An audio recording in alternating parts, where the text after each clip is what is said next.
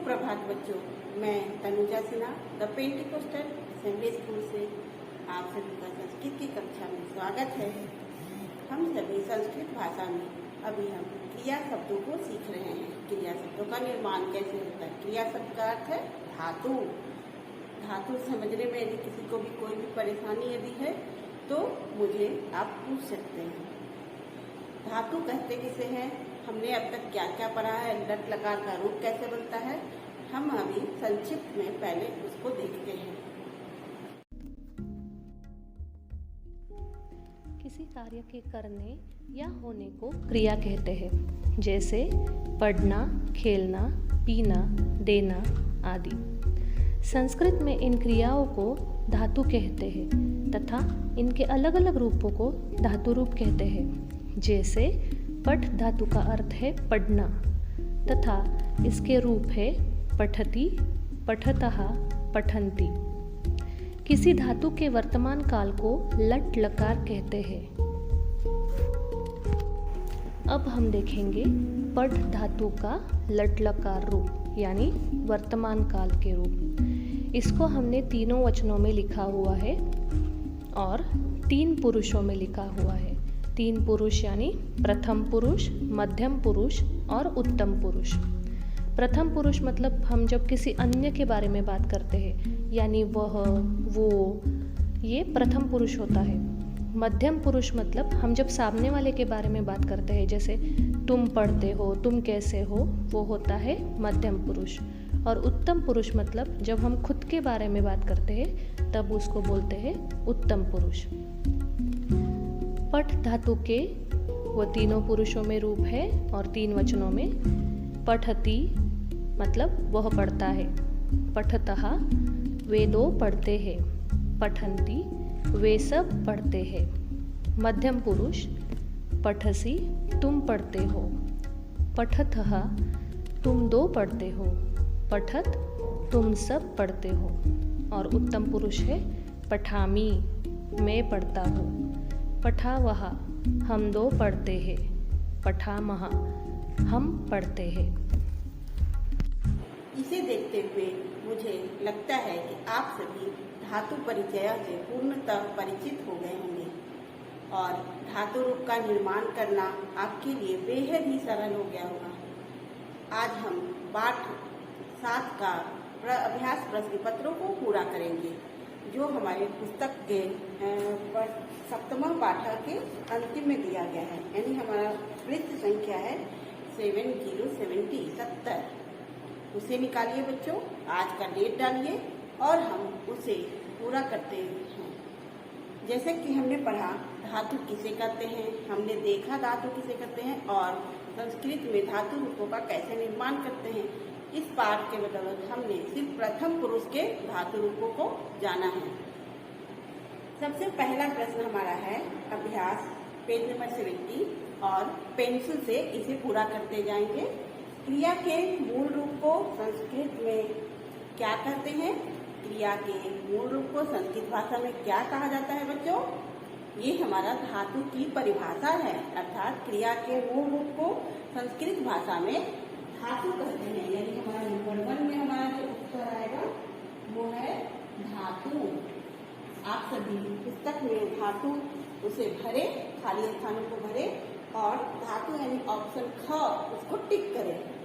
Number 2 में आते हैं, धातु का प्रयोग वचनों में किया जाता है। धातु का प्रयोग हम कितने वचनों में करते हैं, धातु का प्रयोग हमने 3 वचनों में किया है, यानी हमारा ऑप्शन सही है तीनों। धातु का प्रयोग हम 3 वचनों में करते हैं, तो हमारा सेकंड का उत्तर हो गया तीनों।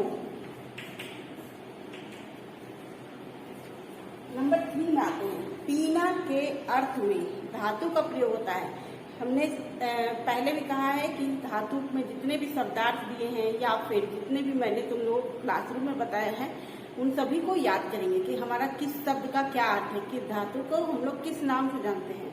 तो हमारे पास है पीना को हम लोग बोलते हैं पा, जो हमारे पुस्तक में पेज नंबर 70 में दिया हुआ है, पा पिब अर्थात पीना।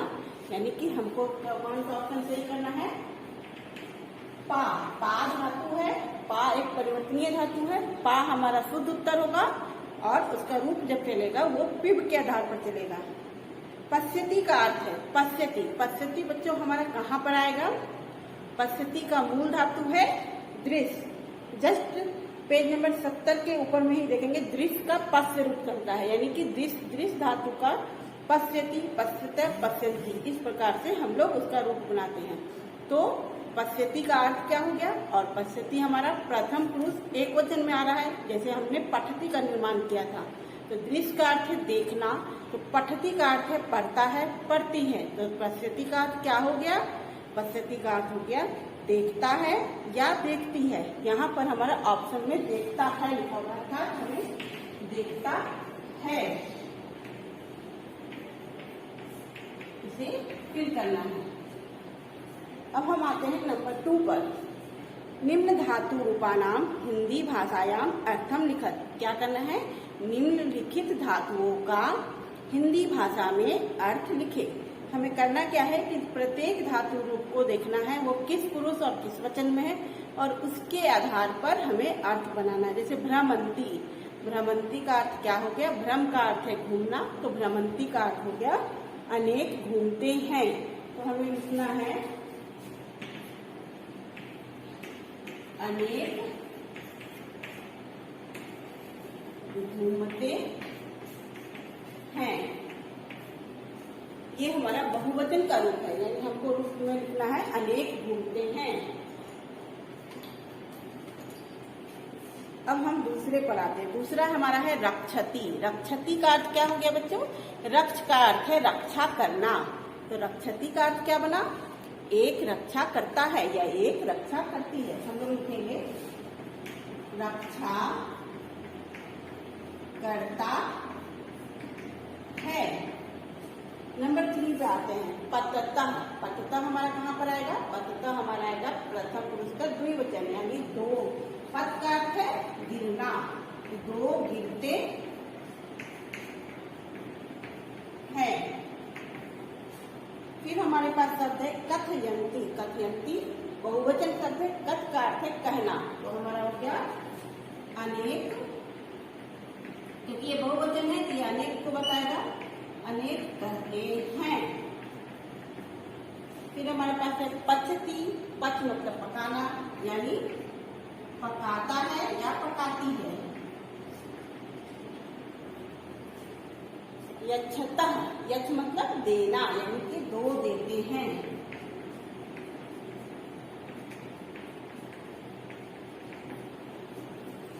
यहाँ तक मुझे लगता है आप सभी ने समझ लिया है कि हमारा हिंदी अर्थ कैसे बनता है।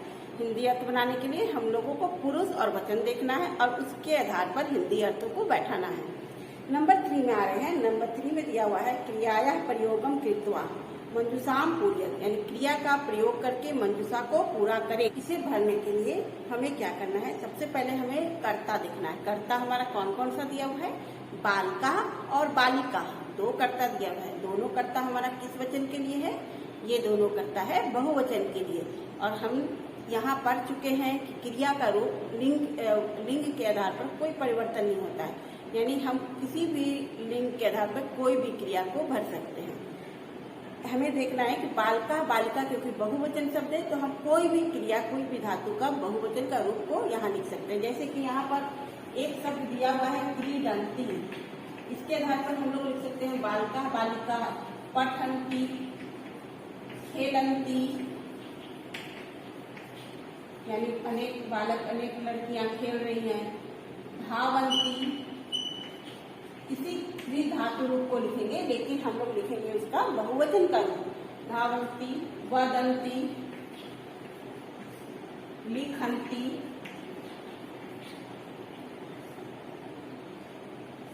चलंती, और एक क्या लिख सकते हैं हम लोग?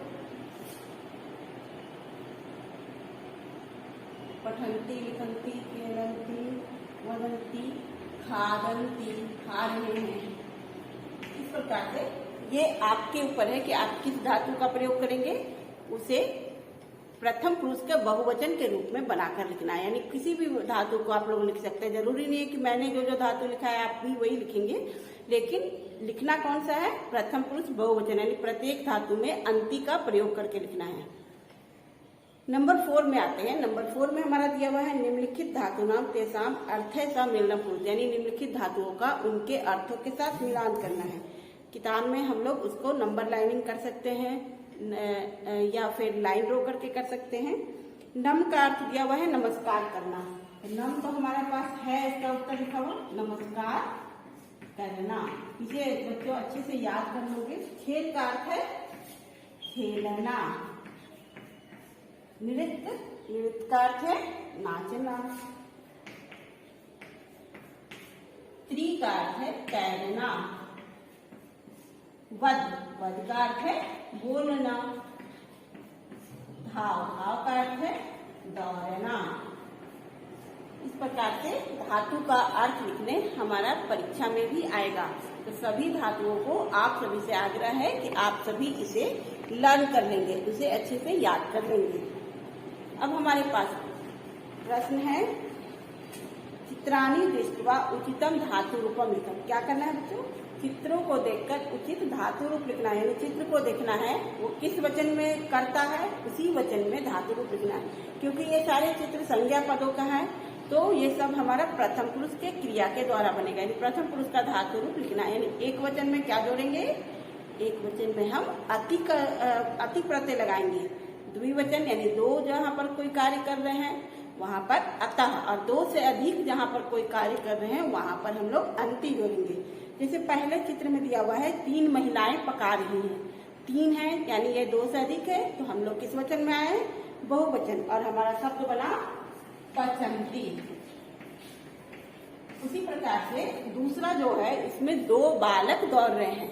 दौड़ना को क्या बोलते हैं, दौड़ना को हम लोग बोलते हैं धाव धातु। अब हमको धाव में क्या जोड़ना है, क्योंकि यहाँ पर द्विवचन है तो द्विवचन में हम लोग जोड़ेंगे अतः।